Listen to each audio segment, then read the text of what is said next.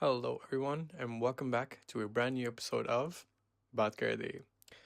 So, today's episode is going up a little late than when it might normally, because this week has just been a little hectic on my end because of assignments and deadlines and so on and so forth. So, apologies in advance for that. For those of you joining for the very first time, hi there, my name is Abbas. Baat Kardi is basically my podcast where I pick up the camera and I just talk about whatever fancies me that week. um, Today's episode might appeal to some. What the hell is going on outside? I'm not even sure if you guys are gonna be able to hear that, but there was a police car that just zoomed by, and their siren was very loud. Anyways, um, yeah. So today's episode might be something that might appeal to quite a few people who are in a similar age group to me, mid to late 20s, even some in the early 20s might be able to relate to it. But basically, so I grew up in Karachi, Pakistan. I've gone to private schooling all my life. And I don't want to say it's as a result of it, but part of my education, part of my schooling, um,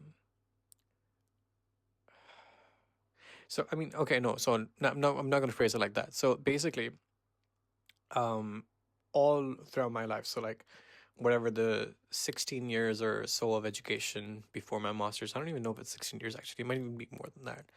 So like 11 years of, first grade to 11th grade, that's 11. 2 years of A levels, that's 13. And then 4 years of law school. So that's 17. Yeah, so beyond 17 years, right?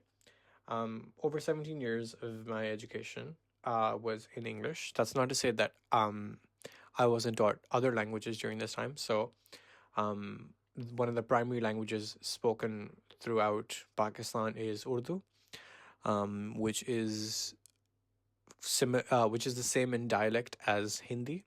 So it's the same dialect. A lot of words translate, go back and forth. So if you speak Urdu, you more or less speak Hindi as well. And Urdu was basically formed many years ago as an amalgamation of different languages, and has become what it is known today. But yeah, so I'm not really sure why, but I always struggled with Urdu growing up. I don't know. I don't know if it was because of the fact that I just found English a lot easier to communicate in, or if it was just the fact that a lot of the media I consumed was in English, right? Whether it be TV shows I watched, movies that my parents would be watching, um, you know, books, like whether they would be recreational or even academic, like school books were in English, right? So I had a very tough time with Urdu growing up. And as a result, I was often picked on by, you know, people in school, and not just students. Sometimes there would be teachers as well. And it really pushed me away from the language as well, which really built up a negative association for not just Urdu as a subject in school, but also as a language, because I found myself finding it. I was able to communicate so much easier in English than I was in Urdu. There were instances where people had to ask me, "Oh, you have a very distinct accent. Did you where'd you grow up or whatever?" And I was like, "Oh, I was born in Karachi." And people would be like, "Oh, but you don't sound like you're from Pakistan or whatever." I was like, "Yeah, it just is what it is." Um, there was a moment in my life where I realized that I had worked on my English so much that it had kind of othered me from my peers. And it's still something that I see to this day, because often when people meet me, they can't necessarily pinpoint where I'm from. Um, I do think oftentimes I look a little ethnically ambiguous, because my skin tone is a little on the almond side. I don't know if this is what you would call, but sure, whatever, almond-ish side. Um, I have a somewhat darker beard, not very heavy, but not light, so it's somewhere in the middle. Um, and as I'm sure many of you can see, I have very thick hair. So, yeah, people can immediately figure out where I'm from. Um, the last instance where I visited Iraq for pilgrimage, a lot of the locals, whenever I would try to have a conversation with them, and I told them, I'm not from here, they'd be like, "Oh, are you from Iran, like Irani?" And I was like, "Oh, no, no, I'm from Pakistan." um, and that happened like quite a few times actually, to a point where my mom started pointing out, "Yeah, you might give that sort of vibe, because generally a lot of the Irani people, they're of a fairer skin tone. They have a similar style of the beard that I keep as well. Um, and they have dark hair." So I was like, "Oh, okay, fair enough." Just completely boil it down to the basics. Um, but yeah, so it's always something that catches me off guard whenever people don't immediately clock me for who I am. And this was something that used to happen when I was younger as well. Whenever I would meet new people and I would just be talking to them, we'd end up inevitably talking about school. And I had to tell them where I'm from. And during like my teen years, um, this would have been around like 2016, 2017, whatever, right? My school didn't have the best like the best reputation for students. A lot of our students that went there were like just delinquents and just not very. I'm gonna sound like such an ass by saying this, but generally they just didn't seem as polished as I tried to project myself. Um, the first question was, "Oh, but if you're from here, how can you speak English?" And very often that was meant as a taunt, and very often that was also meant as like a joke towards me. Um, but that was a thing that was just apparently seen as for my school. People just thought that a majority of the people from my school just weren't good at English and just couldn't speak English, which was really funny to me because that was what I was known for back at school. Like my so when we I think when we graduated from like O levels, so the 11th grade, our juniors used to throw us a farewell party, and they'd give us like little souvenirs with titles. And I think mine was Mr. Shakespeare. So that should tell you how even like other students saw me. And it was at a point where if there was any English based competition that the school needed to send someone for, they were like, "Oh yeah, yeah, just grab a boss, just send him, it's fine." Irrespective of like what the topic was, what the format of the competition was. If it's in English, they're like, "Yeah, he'll figure it out, it's fine." There was even an instance where during this one like big event that we were doing for the school, like right as I was about to graduate, um, where I don't even remember who was supposed to be doing this, but basically they were reciting a poem. It was The Caged Bird, I believe, by Maya Angelou. And I think they just weren't getting the sort of energy for it right. And I'd only read The Caged Bird in school, like way, way before. I didn't remember it, so they just randomly. I was nearby, so they randomly just called me up and they handed me the book. They're like, "Oh, just read this." So I read it, and they're like, "Yeah, okay, this is better. You're doing it." I was like, "What?" They're like, "Yeah, you're doing it." I was like, "Oh, okay." So if there was an opportunity to just speak in English, perform in English, just exist in English, they kind of just threw me forward, and they were like, "Yeah, yeah, he's gonna be our ringer." And I was like, "Okay, I guess I'm doing this." So to me, it was it felt nice, to be recognized for my talents, to be recognized for my effort. So it was just one of those things that I was like, okay, fine, I'm gonna keep pushing this because I'm good at it. It feels nice, and it boiled down to the fact that I was better able to communicate my feelings and express myself in a language that wasn't even my own. There were instances where I was so distraught with my inability to speak in what was my mother tongue that I didn't want to try. So, um, in my early years of schooling, I I really just formed like a negative association with Urdu, and I just didn't even try. It got to a point where teachers would just mock me, like Urdu teachers specifically would just mock me for being horrid at it. And it got to a point where I realized that this was just something that was going to follow me for the rest of my life, and it would just never get better. And I just didn't know what to do. And what kind of made it worse was the fact that my mum is brilliant. Her Urdu is genuinely one of the best in any adult, even that I know.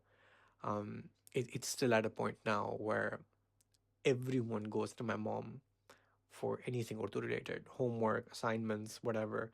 Even like some of the other adults, like my uncle or my dad, if there's something like, but not as much my dad, mostly my uncle, my dad's brother. If there's something like super heavy Urdu related, like the script is like too hard to read or it's like very thin. Um, for those who haven't read Urdu script, it's very similar to how Arabic script is written. So if you've seen Arabic script, whether it's the Quran or anything else in Arabic, poetry or so have you, it's very similar to that. Um, so it can often be written as simplistically as possible, simplistically, whatever the word is, as simple as possible, and also as intricately as possible.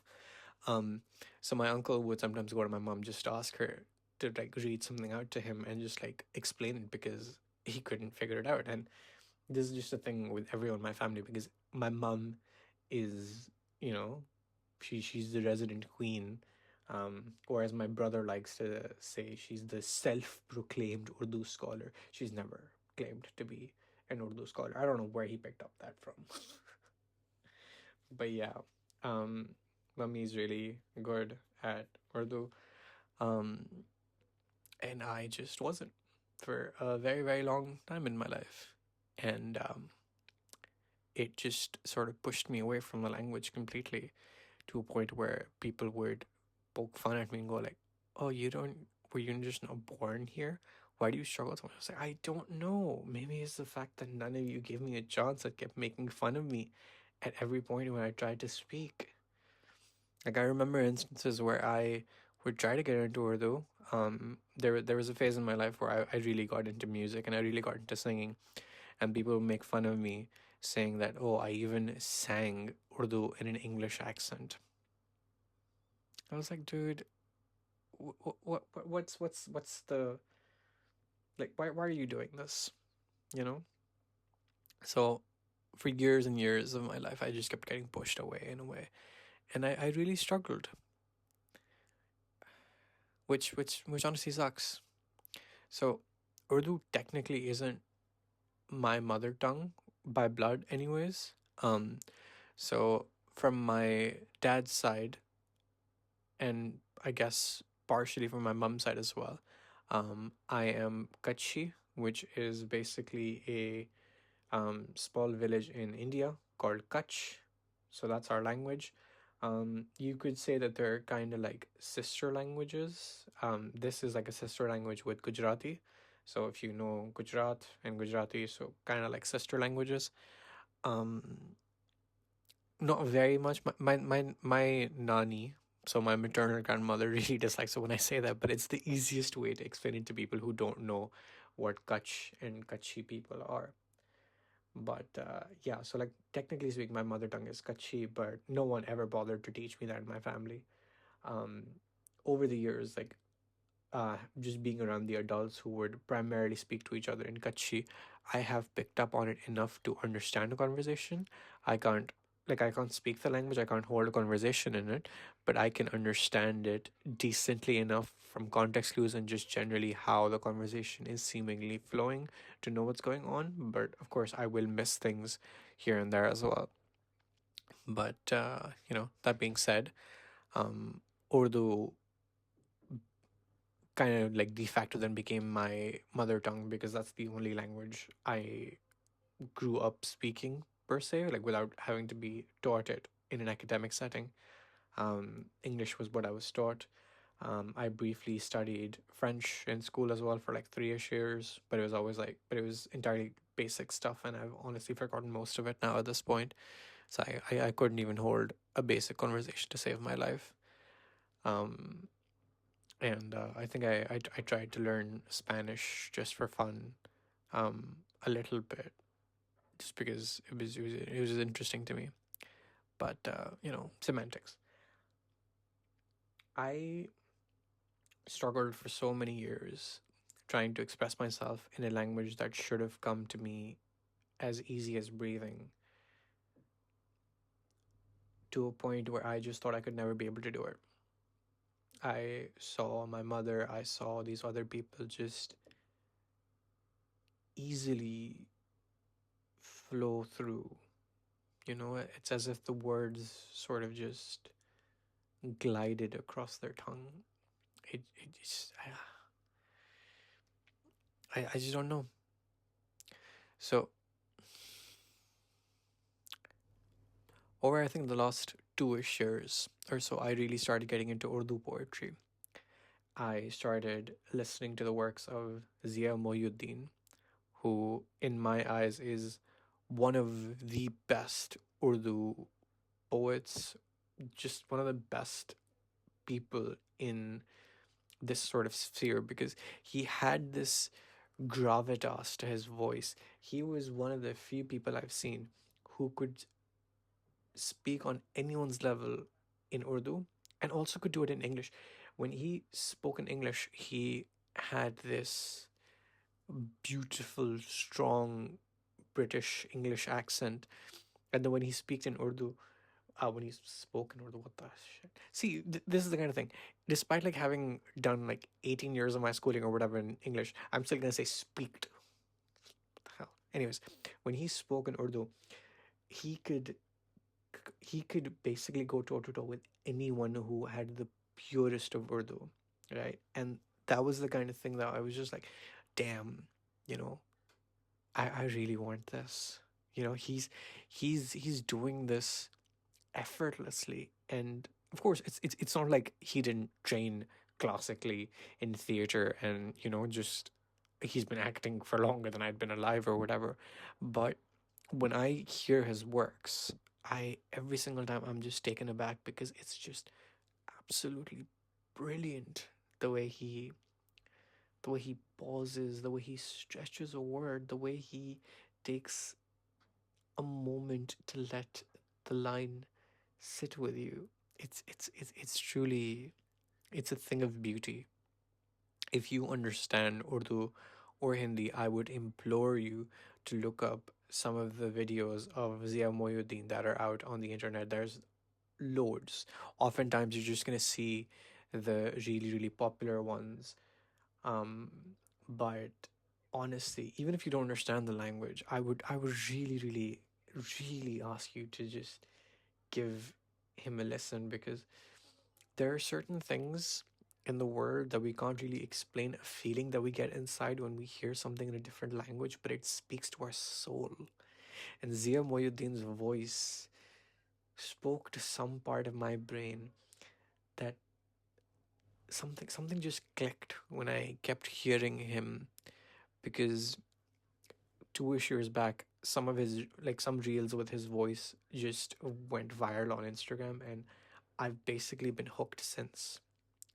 Zia Mohyeddin was my sort of link to Urdu poetry and a way to just sort of find something that was taken away from me before I could even really have it.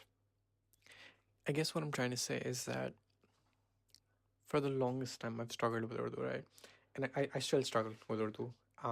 I wouldn't say my Urdu's gotten remarkably better or anything in that capacity, but I don't see myself struggling as much as I did because it feels like whatever I end up doing now, there will be less judgment, or at least I'm not letting there be as much judgment because this is for me.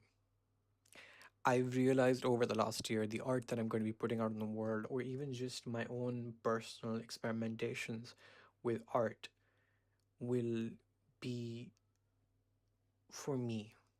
They're not for anyone else. And if someone resonates with it, that's brilliant. If they don't, that's fine too. Because I want this. I want this as a way to connect to my language. I want this as a way to connect to my heritage. I want this as a way to connect with my mother. You know, poetry is something that now bonds me and my mother. We discuss Zia Mohyeddin. We discuss Faiz. We discuss Ahmed Faraz. We discuss Alama Iqbal sometimes. Um, these are all like great Urdu poets. John Elia. John Elia. I love John Elia so much. So good. John Elia, for those who aren't aware, is like the old school dramatic sad lover boy. And God, I love John Elia. Love John Elia. Anyways, for me, rediscovering Urdu or just being able to access Urdu in a way that I can slowly pick it back up, to me, it's been a way to just, I don't know. It To me, it just feels like one of those things. I don't know. To me, it's just one of those things. I guess about adulthood, about how there's there's no restrictions. You can do whatever you want, however you want, and there's no one that can say anything about it because now you're in this you're in this different wave, and it's its own sort of thing that people can have their opinions, but how is that going to help them you know but I digress. I think the reason why I wanted to discuss with you guys was the fact that I'm sure many of you have had similar experiences, whether it be with Urdu or any other language growing up, right? Where you felt like you had to resort to another to get your feelings across because you just didn't have the tools to convey the feelings that are inside. And I still sometimes feel like that because it's it's hard, and sometimes it feels too hard to even try to get through.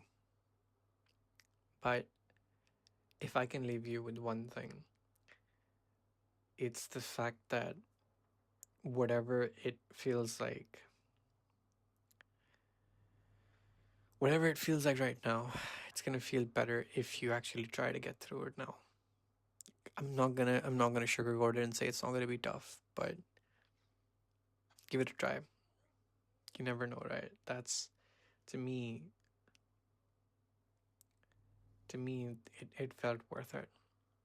I'm still not I'm still not anywhere near my mom's level, you know?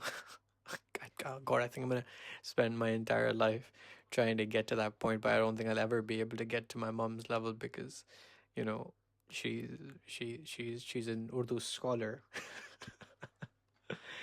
But Yeah, I wanna still try and see what comes of this because maybe it'd be nice. You never know. There's a poem by Noon Meme Rashid, another, you know, brilliant poet. Um, I'd like to recite just a few lines for you guys, and I might still not be very, very confident with this, and it may not come across very, very well, but yeah, I would like to try to do this for you guys.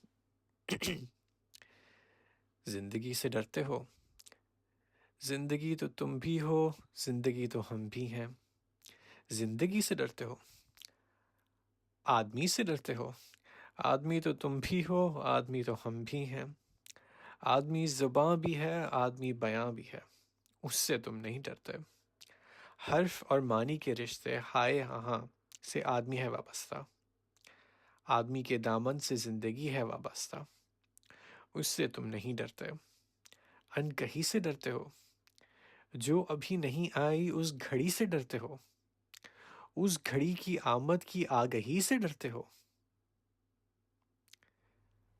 Yeah, I butchered like one part of this. And I'm very much just contemplating just deleting this entire section. But I think it's important to put yourself out there, even if you mess up, because how else are you ever going to get better? You know? And part of it is also just being unafraid to embarrass yourself because sometimes that's gonna happen. And that's okay too. My journey with Urdu and just finding a love for this language that I often just disliked and didn't find myself ever going towards will likely continue for a very, very long time. And I hope it does continue because this newfound passion, this newfound love I'm having, I'm enjoying it. And I hope for it to continue so that someday I will be able to be in a position where I can look back on the journey I've had and think one of the few people that I very, very highly looked up to being Zia Mohyeddin, I can say that, I looked up to this man and I can I can see myself emulating the things he did in a way that he has already done and imparted for so many just like me. Even the poem I just read, I read it in the way he recited it for so many years. I butchered it for a good extent, but I'm trying. I'm really, really trying. And I hope this may inspire at least one of you to try, whether it be trying to reclaim a language that you feel like isn't yours anymore, or even just trying to better yourself in ways that you are currently struggling with, because no one else is going to be able to do it for you. So this is going to have to be a completely solely a you project. But khair. Thank you so much for joining into this episode. I know this was a very disjointed episode, or at least that's how it feels like to me while I'm recording it. But I like these sorts of episodes because they come out of nowhere. And I take this time as if I'm talking to a friend. Because to me that's what this process is. It's just talking to a friend. I don't want it to be super manufactured or overproduced or anything of that capacity because to me it's just about talking. And if you're listening, then I guess I'll keep talking. But yeah, thank you so much for tuning in. Um, this episode is most likely going up very late. So thank you for your patience and still tuning in as you normally would. I appreciate it endlessly. And with that, I will end this episode here. Thank you so much for tuning in, everyone, and I will see you all in the very next episode. Take care, everyone. Bye bye.